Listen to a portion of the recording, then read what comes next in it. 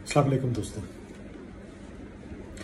दोस्तों मेरे अर्ज़ वतन में गद्दारी के तमगों की लूट सेल लगी हुई है और गुज़श्ता चंद दिनों से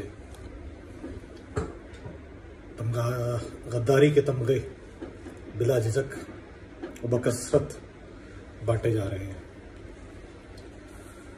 नाज़रीन, गद्दार तो पाकिस्तान में हर सियासतदान है। अगर माजी को खंगाला जाए, माजी को उठा के देखा जाए तो मोहतरमा फातिमा जिन्ना से लेकर शेख मुजीबुर रहमान तक सबको गद्दार करार दिया गया। मोहतरमा बेनज़ीर भुट्टो, शहीद जुल्फ़िकार अली भुट्टो, मियां मोहम्मद नवाज शरीफ, इनको भी गद्दार करार दिया गया। सियासी इख्तलाफात हुए, अख्तियारात की लड़ाई हुई तो या तो किसी वज़ीर आज़म को फांसी घाट पे पहुंचा दिया जाता है या फिर वज़ीर आज़म को जेल की सलाखों के पीछे पर फेंक दिया जाता है और या फिर उनको जबरी तौर पर मुल्क बदर कर दिया जाता है। अगर हम बात करते हैं हालिया वाक़यात की कि जब मुस्लिम लीग नवाज की तकरीबन तमाम क़यादत को गद्दार करार दे दिया गया और उसके साथ साथ वज़ीर आज़म, आज़ाद कश्मीर, उनको भी गद्दार करार दे दिया जाता है। ये सब कुछ पहली बार नहीं हो रहा है। इससे पहले भी मुख्तलिफ हीलों बहानों से सियासतदानों के ऊपर इल्ज़ामात लगाए जाते हैं। कभी तो इख्तियारात के नाजायज़ इस्तेमाल का इल्ज़ाम लगा दिया जाता है, कभी सियासतदानों पे हेरोइन की तिजारत, मंशियात की तिजारत का इल्ज़ाम लगा दिया जाता है और सबसे आसान को लिया जो कि पाकिस्तान में एहतसाब के इदारे के पास मौजूद है, वो है आमदन से ज़ायद असासों का। तो किसी भी सियासतदान को रगड़ना हो तो आमदन से ज़ायद असासों का केस बना दें और उसको जेल की दीवारों के पीछे फेंक दें और उसके बाद जब तक दिल चाहे सालों तक जेल में बंद रहने दिया जाए, क्योंकि वो गद्दार हैं। अगर हम बात करें मियां नवाज शरीफ की गद्दारियों की, तो हाँ, मियां नवाज शरीफ वाकई गद्दार हैं। पाकिस्तान को उन्होंने जो गद्दारी की है, उनकी गद्दारी में पाकिस्तान को लोड शेडिंग से निजात दिलाना, कि उन्होंने क्यों पाकिस्तान को 11,000 मेगावाट की बिजली दी, ये गद्दारी है। पाकिस्तान जो दहशतगर्दी की लपेट में था, आए दिन मुल्क भर में बम धमाके, आए दिन मुल्क भर में फायरिंग और इसी तरह के दहशतगर्दी के वाक़यात होते थे और यहाँ तक कि हमारे फौजी जवान जिनको ये अहकामात दिए गए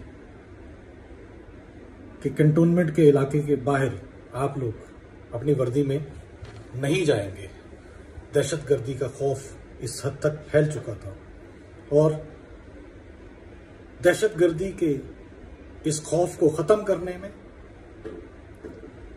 दहशतगर्दी को जड़ से उखाड़ने में जो कोशिशें, जो इक़दामात मियां नवाज शरीफ ने किए, वाकई वो गद्दारी है। पाकिस्तान की मईशत जो कि डूबती जा रही थी, डॉलर जो कि तेज रफ्तार से ऊपर की जानिब भागता जा रहा था, मईशत को सहारा देना, डॉलर को एक जगह पे गिरफ्त में रखना, वाकई ये गद्दारी है। मियां नवाज शरीफ गद्दार है। पाकिस्तान स्टॉक एक्सचेंज जो कभी बदतरीन स्टॉक एक्सचेंज में शुमार होती थी, उसको दुनिया की बेहतरीन स्टॉक एक्सचेंज की लिस्ट में खड़ा करना, सरफहरिस्त 5 सरफहरिस्त स्टॉक एक्सचेंज में पाकिस्तान की स्टॉक एक्सचेंज का शुमार होना, वाकई ये गद्दारी है। ये मियां नवाज शरीफ की गद्दारी थी। मुल्क भर में जदीद तरीन रोड नेटवर्क को बनाना, मुल्क भर में मोटरवेज का जाल बिछाना, आवाम को सफरी सहूलियात मुहैया करना, जी हां, ये गद्दारी ही तो है। जो काम आवाम के लिए किए जाएं वो गद्दारी ही तो है। आवाम को शऊर देना, आवाम को मुफ्त तालीम देना, आवाम को मुफ्त और सस्ता सेहत का निजाम देना, वाकई ये गद्दारी ही है। क्योंकि जब भी आप आवाम की बात करेंगे, आवाम को फायदा पहुंचाने की बात करेंगे, आवाम की फलाह और आवाम की बेहतरी के लिए, आवाम की आसाइश के लिए काम करेंगे, तो वो गद्दारी ही कहलाएगी।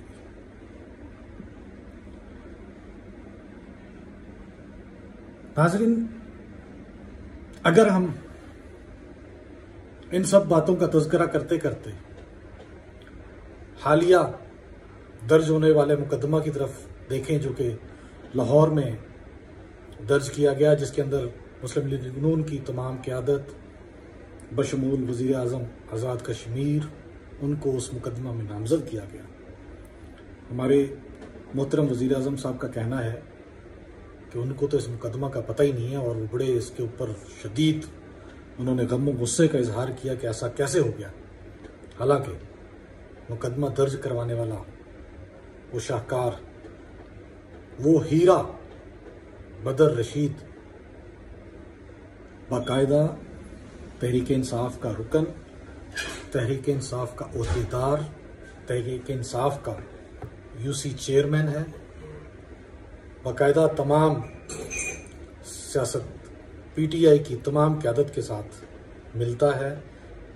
गवर्नर पंजाब जनाब मोहम्मद सरवर साहब का चहीता है, साबिक डीजी ISPR के साथ जफ्फियाँ डालते हुए उनकी तस्वीरें भी मीडिया पे मौजूद हैं। और हमारे वज़ीर आज़म साहब इतने बेखबर हैं बेचारे कि उनको हर बात का पता या तो खातून खाना से मिलता है या उनको इन बातों का पता टीवी देख के चलता है, और उसके बाद उनका गम और गुस्सा लाजवाब होता है। नाज़रीन, अगर हम गद्दारी के सर्टिफिकेट बांटने वाली फैक्ट्री के बारे में बात करें, उनकी मुहिब्बे उनकी हुब्बुल वतनी की तरफ अगर देखा जाए, तो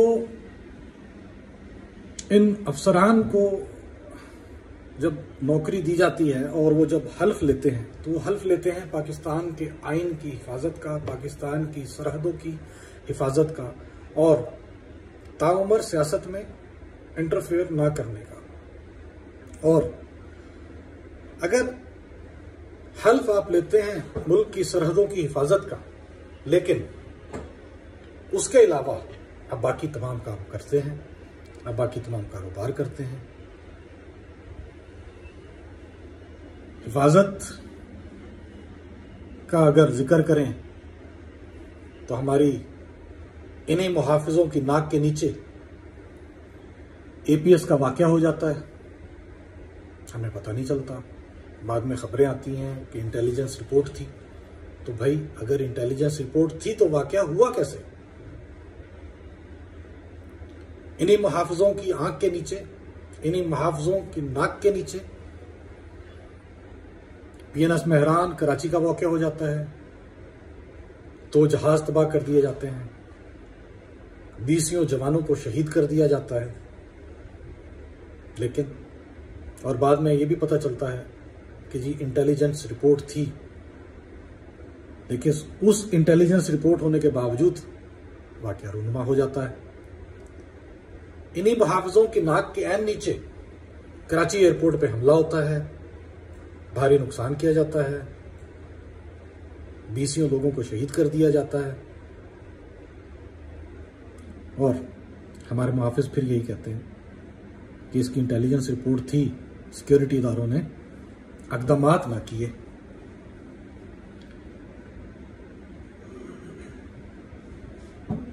इन्हीं मुहाफिजों की नाक के ऐन नीचे, इन्हीं मुहाफिजों के घर के ऊपर, जनरल हेडक्वार्टर GHQ रावलपिंडी के ऊपर दहशतगर्दों का हमला होता है।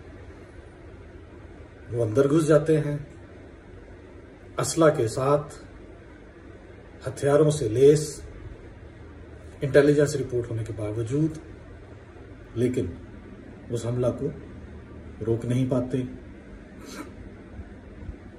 दुश्मन का जहाज हमारी फिजाई हदूद में आ जाता है, हमारे मुल्की हदूद के अंदर शेलिंग करता है, उसको वापस जाते हुए गिरा दिया जाता है और उसके पायलट को बतौर तोहफा दुश्मन मुल्क की मांग के बगैर जज्बा खैर सगाली के तौर पे उनको वापस कर दिया जाता है।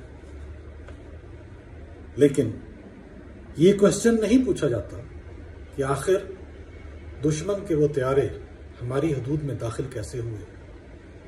तब हमारे मुहाफिज कहाँ थे कि जब वो मुल्क की हदूद के अंदर दाखिल हुए। गैर मुल्की जासूस कुलभूषण यादव, जो कई सालों से हमारी सिक्योरिटी एजेंसीज के कब्जे में है, हमारी सिक्योरिटी एजेंसीज की तहवील में है, उसको कौंसलर एक्सेस दी जाती है, तो वो इन्हीं मुहाफिजों की बदौलत, उसके लिए वकील किया जाता है तो इन्हीं मुहाफिजों की बदौलत, उसको VIP प्रोटोकॉल दिया जाता है तो इन्हीं मुहाफिजों की बदौलत। और दहशतगर्दी का सरचश्मा एहसानुल्लाह एहसान, जिनको ये सिक्योरिटी इदारे गिरफ्त में लेते हैं, इनकी तहवील में रहता है और अचानक एक ट्वीट आती है कि एहसानुल्लाह एहसान टर्की पहुंच चुका है और हमारे मुहाफिज, हमारी सरहदों की हिफाजत करने वाले बेखबर रहते हैं और एक खतरनाक दहशतगर्द हमारे मुहाफिजों की तहवील से फरार हो जाता है। लेकिन इस सब के बावजूद गद्दार सियासतदान ही होते हैं। 1971 का वाकया होता है, पाकिस्तान 2 टुकड़े हो जाता है, लेकिन गद्दार फिर सियासतदान ही रहते हैं। 1965 की जंग होती है, दोनों तरफ से नुकसान होता है, उसके फैक्ट्स बताए जाते हैं कि हमने इतने दुश्मन के सिपाहियों को मार गिराया, लेकिन हकायक देखे जाएं तो दुश्मन के 3000 सिपाहियों को जरूर जन्म हासिल किया जाता है, लेकिन उसके साथ में 3800 पाकिस्तानी जवान भी शहादत पाते हैं। पाकिस्तान के मुहाफिज क्लेम करते हैं कि उन्होंने 104 जहाज इंडियन एयरफोर्स के तबाह किए और पाकिस्तान के बदले में सिर्फ 19 जहाज तबाह हो गए। लेकिन इंडियन एयरफोर्स क्लेम और इंडिपेंडेंट सोर्स के मुताबिक 75 इंडियन एयरफोर्स के जहाज तबाह किए जाते हैं और जबकि 20 जहाज पाकिस्तान एयरफोर्स के तबाह होते हैं। हमारे मुहाफिज क्लेम करते हैं कि उन्होंने 650 किलोमीटर के रकबा पर इंडियन टेरिटरी के अंदर 650 किलोमीटर के रकबा पर अपना कब्जा कर लिया, जबकि आज़ादाना तहकीकात के मुताबिक इंडिया ने पाकिस्तान के 1840 किलोमीटर रकबा पर कब्जा किया और बदले में पाकिस्तान ने 540 किलोमीटर के रकबा पर कब्जा किया। लेकिन गद्दार तो सियासतदान ही होते हैं। इसके साथ साथ में ये तो किस्से हुए हमारे मुहाफिजों के हिफाजत के कि किस हद तक हमारी हिफाजत की जाती है और कौन कौन सी कामयाबियां समेटी। हिफाजत के अलावा दूसरे जो मैदान जिसमें हमारे इदारे बहुत सक्सेसफुल हैं और कामयाबी से अपने इस मिशन की तरफ गामजन है, वो है कारोबारी इदारे। अगर हम तारीख उठा के देखें, 8 अक्टूबर 1958 तक 58 में पाकिस्तान की फौज पहली बार हमराना इक़्तिदार में दाखिल हुई और उस वक्त पाकिस्तान फौज के पास सिर्फ एक कारोबार होता था, फौजी सीरियल्स के नाम से। उसके बाद पाकिस्तान फौज ने 13 साल तक मुल्क पर हुकूमत की है और ये सिलसिला 1971 में पाकिस्तान 2 टुकड़े होने तक जारी रहा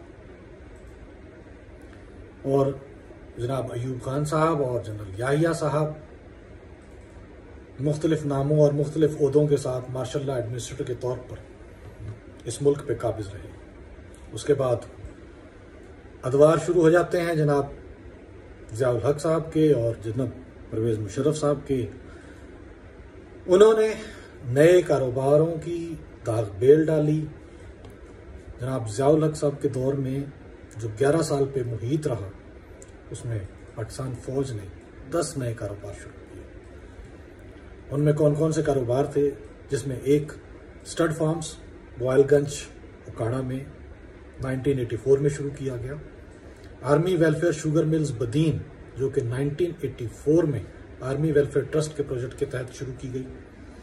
फौजी फर्टिलाइजर्स कंपनी जिसका हेडक्वार्टर रावलपिंडी में है 1982 में शुरू की गई। हॉक एडवर्टाइजिंग 1977 में, शाहीन कॉम्प्लेक्स कराची 1978 में, शाहीन एयरपोर्ट सर्विसेज 1981 में और शाहीन निटवेयर जो कि 1981 में ही शुरू की गई। शाहीन एरो ट्रेडर्स 1988 में शाहीन फाउंडेशन प्रोजेक्ट के तहत शुरू किया गया। इन 8 बिजनेसेस के अलावा कराची, रावलपिंडी, इस्लामाबाद के डिफेंस हाउसिंग अथॉरिटीज जिनको DHA बोला जाता है, उनको भी जनाब ज़ियाउल हक साहब के दौर में ही कानूनी हैसियत दी गई। Pakistan defence officers cooperative housing society PDOCHS जो कि 1952 में शुरू हुई थी, लेकिन 9 अगस्त 1980 को जनरल ज़िया के आमराना दौर में उसे DHA कराची में तब्दील कर दिया गया। DHA इस्लामाबाद को 1988 में जनरल ज़िया के दौर में आर्मी वेलफेयर हाउसिंग सोसाइटी के तौर पे चलाया जा रहा था। जमीनों और हाउसिंग की 11 नई कारोबारी मुहिमात जनाब जनरल परवेज मुशर्रफ के दौर में भी शुरू हुई, जिनमें Askari fuels CNG station, CNG headquarters जिनका रावलपिंडी में है 2002 में शुरू किया गया। अस्करी सीड्स उकाड़ा जो कि 2004 में आर्मी वेलफेयर ट्रस्ट के तहत शुरू किया गया। फौजी कबीरवाला पावर कंपनी लिमिटेड, उसको 1999 में शुरू किया गया। फौजी फर्टिलाइजर्स बिन कासिम सन 2000 में शुरू की गई फौजी फाउंडेशन के तहत। पाकिस्तान मोरक्को फॉस्फोर्स SA मराकश में 2008 में शुरू की गई। फजाइया वेलफेयर एजुकेशन सिस्टम 1999 में स्टार्ट किया गया, शाहीन कॉम्प्लेक्स लाहौर 2005 में, और शाहीन फाउंडेशन के तहत Shaheen welfare housing scheme Peshawar 2006 में शुरू की गई। लाहौर में 1973 में डिफेंस हाउसिंग सोसाइटी कायम की गई थी और बाद में चीफ एग्जीक्यूटिव ऑर्डर पर 19 सितंबर 2001 को उसे डीएचए लाहौर में तब्दील कर दिया गया। इस स्कीम के 3 चैप्टर्स 2014 में मुल्तान, गुजरांवाला और बहावलपुर में भी शुरू किए गए। डीएचए इस्लामाबाद को पहले आर्मी वेलफेयर हाउसिंग स्कीम के तौर पर 1988 में स्टार्ट किया गया, लेकिन बाद में 26 सितंबर 2007 को एक ऑर्डिनेंस के तहत उसको डीएचए इस्लामाबाद में तब्दील कर दिया जाता है और 14 जनवरी 2013 को एक एक्ट डीएचए रावलपिंडी नाफिज कर दिया जाता है।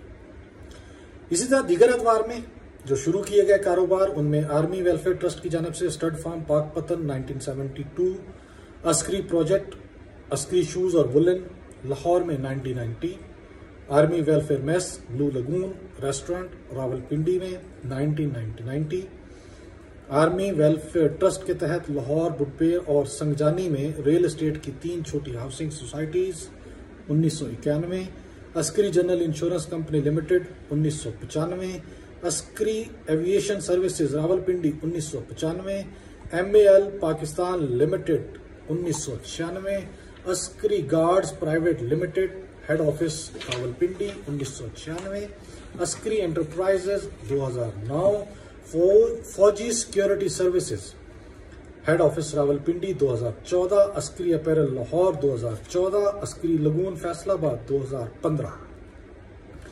फौजी फाउंडेशन की जानिब से foundation gas head office Rawalpindi 1973, Fauji cement company limited 1993, Fauji oil terminal and distribution company 1995, Fauji Akbar पाशिया marine terminal limited Karachi 2010, Fauji foundation power company Daharki 2011, Askari cement limited 2013। यहां पे एक बात काबिल गौर है कि अस्करी बैंक लिमिटेड जो कि 2013 से काम कर रहा है, लेकिन 2013 से पहले से काम कर रहा है, और अस्करी सीमेंट वो भी 2013 से पहले से काम कर रहे हैं, लेकिन दस्तावेजात में उनको 2013 ही डिक्लेयर किया गया है। इसके अलावा फाउंडेशन विंड एनर्जी अव्वल और दोम 2015, नून पाकिस्तान लिमिटेड 2015 और साल 2016 में फौजी मीट लिमिटेड शुरू किया गया। इसके अलावा शाहीन फाउंडेशन के तहत Shaheen medical services 1996, SAPS aviation college 1998 और एयर ईगल एविएशन एकेडमी 2014 में कायम की गई। और पाकिस्तान के 2 बड़े इदारे नेशनल लॉजिस्टिक कंपनी NLC और फ्रंटियर वर्क्स ऑर्गेनाइजेशन FWO जो कि पहले से ही बराह रास्त फौज की ज़ेर निगरानी काम कर रहे हैं। और कारोबार पे इन कब्जाजात के बाद निजी इदारा मुकम्मल तौर पर बेबस नजर आता है, क्योंकि मुल्क के बेशतर कारोबारी मुहिम्मात में इदारों के ज़ेर साया पलने वाली ये कंपनियां अपने पंजे गाड़े हुए हैं। आम आवाम में अक्सर ये शिकायत भी आती रहती हैं कि मुख्तलिफ कारोबारी शोबों में ताकतवर इदारों के कारोबार की वजह से निजी अफराद को, निजी कंपनियों को, निजी कारोबारियों को मौके नहीं दिए जाते और उनकी मुकम्मल हौसला शिकनी की जाती है। लेकिन इस सब के बावजूद गद्दार कौन? गद्दार तो सियासतदान, क्योंकि वो मुल्क की बेहतरी के लिए काम करते हैं और हमारे मुहब्बे वतन इदारों की बेहतरी के लिए काम करते हैं। हुब्बुल वतनी का आलम तो ये है कि अक्सर जनरल लेवल के अफसरान जब हुब्बुल वतनी के ओहदों से रिटायर होते हैं तो वो पाकिस्तान में रहना पसंद नहीं करते हैं और उसी हुब्बुल वतनी के जज्बा के तहत सरशार दीगर ममालिक में जायदादें भी बनाते हैं, कारोबार भी करते हैं और अपने बच्चों को, अपनी फैमिलियों को वहाँ पे शिफ्ट करने से, वहाँ पे रहने को ज़्यादा महफूज तस्वर करते हैं। उनकी मिसालें जनरल परवेज़ मुशर्रफ, जनाब जनरल इशफाक परवेज़ कियानी, जनाब जनरल राहील शरीफ, जनाब जनरल शुजा पाशा और हालिया मिसाल पाक फौज से रिटायर होने वाले जनरल आसिम बाजवा, जो कि इस वक्त दो ओहदों का मजा ले रहे हैं। उनकी पूरी फैमिली, उनके बच्चे, उनका खानदान, उनके भाई अमेरिका में 200 से ज़ायद कारोबारों के मालिक हैं, $1 बिलियन के मालिक हैं। लेकिन गद्दार, आम आवाम, गद्दार, सियासतदान गद्दार क्यों ना हो? पाकिस्तान में इन्वेस्टमेंट लेके आना हो, पाकिस्तान की मईशत को सहारा देने के लिए, मईशत को ऊपर लेके जाने के लिए अगर कोई प्रोजेक्ट शुरू किए जाए तो वो सियासतदान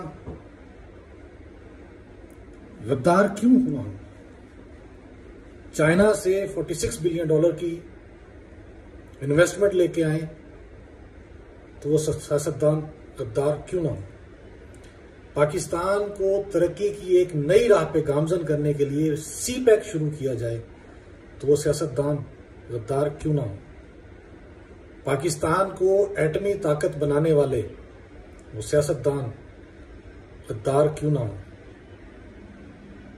क्योंकि कश्मीर को बेचने वाले तो मुहिब्बे वतन हैं, करतारपुर राहदारी खोलने वाले तो मुहिब्बे वतन हैं। तो गद्दारी तो बनती है, क्योंकि गद्दार पाकिस्तान के लिए काम करता है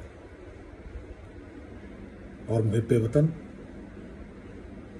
अगयार के लिए काम करते हैं। दोस्तों, हकायक आपके सामने है, फैसला आप कीजिए।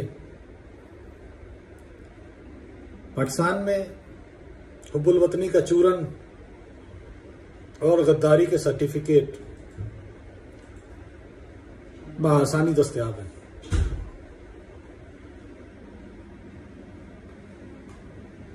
दिल चाहे किसी को गद्दार कह के उस पर मुकदमा दायर कर दो, चाहे वो मियां नवाज शरीफ हो, चाहे वो शाहिद खाकान अब्बासी हो, चाहे वो राना सनाउल्लाह हो, चाहे वो कैप्टन सफदर हो, या फिर मौजूदा वज़ीर आज़म आज़ाद कश्मीर राजा फारूक हो, क्योंकि वो सियासतदान हैं, अवाम के लिए काम करते हैं, अवाम की फलाह का नारा लगाते हैं और अवाम के लिए आवाज उठाने वाला गद्दार था, गद्दार है और गद्दार रहेगा। फौजी आमिरों के खिलाफ बात करने वाला गद्दार था, गद्दार है और गद्दार रहेगा। हम पे इल्जाम लगाया जाता है जब हम बात करते हैं वर्दी में मलबूस उन अफसरान की जो अपने आइन की खिलाफ वर्जी करते हुए, अपने आइन के खिलाफ जाते हुए मुल्की इदारों के अंदर दस्तंदाजी करते हैं, मुल्की सियासत के अंदर दस्तंदाजी करते हैं। अगर उनको उनके कारनामे याद दिलवाए जाते हैं तो गद्दारी का मुकदमा किया जाता है, गद्दारी के लेबल दिए जाते हैं, गद्दारी के सर्टिफिकेट बांटे जाते हैं और कहा जाता है कि ये इदारों के खिलाफ साजिशें करते हैं, इदारों के खिलाफ बातें करते हैं। लेकिन हम एक बात अलल ऐलान कहते हैं कि हम इदारों की नहीं, इदारों के अंदर मौजूद काली भेड़ों के खिलाफ बात करते हैं। हम इदारों के अंदर मौजूद उन आला अफसरान, ओहदेदारान के खिलाफ बात करते हैं जो अपने हल्फ की खिलाफ, आइन के खिलाफ काम करते हैं। वो ओहदेदार जिनका काम मुल्क की सरहदों की हिफाजत है, वो ओहदेदार मुल्क की सियासत को चलाते हैं। हम सलूट करते हैं हर उस फौजी अफसर को, हर उस फौजी जवान को जो मुल्क की सरहदों पे मौजूद दुश्मन की गोलाबारी का मुकाबला करता है, मुल्क की सरहदों की हिफाजत करता है और उन सरहदों की हिफाजत करते हुए जाम शहादत नोश करता है। वो जवान, वो अफसरान हमारे सर का ताज है। वो अफसरान, वो जवान जो मुल्क में दहशतगर्दों से मुकाबला करते हुए जाम शहादत नोश करते हैं, उन बेटों को, उन भाइयों को हम सलाम करते हैं। लेकिन वो अफसरान, वो जवान जो अपने हल्फ की खिलाफ वर्जी करते हुए दूसरे इदारों के अंदर दखल अंदाजी करते हैं, अदलिया को ब्लैकमेल करते हैं, सियासतदानों को ब्लैकमेल करते हैं और बेजा गद्दारी के सर्टिफिकेट बांटते हैं, हम उनको ऐसे ही मलामत करते रहेंगे, उनको उनका हल्फ याद दिलवाते रहेंगे। अगर ये गद्दारी है तो हाँ, हम गद्दार हैं। नाज़रीन,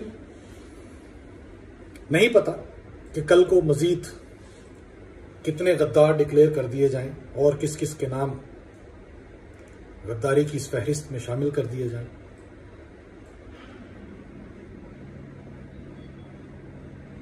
मैं इस दुआ के साथ आज की इस नशिस्त से आपसे इजाजत लेना चाहूंगा कि रब्बे कायनात मेरे मुल्क पर, मेरे मुल्क में बसने वालों पर, मेरे मुल्क की आवाम पर अपना रहम फरमाए, अपना करम फरमाए, मेरे मुल्क की सरहदों की हिफाजत फरमाए, मेरे मुल्क में बसने वालों की हिफाजत फरमाए और पाकिस्तान को तरक्की की तरफ लेके जाने वालों, पाकिस्तान की आवाम की फलाह के लिए काम करने वालों, सियासतदानों, social workers, social media workers,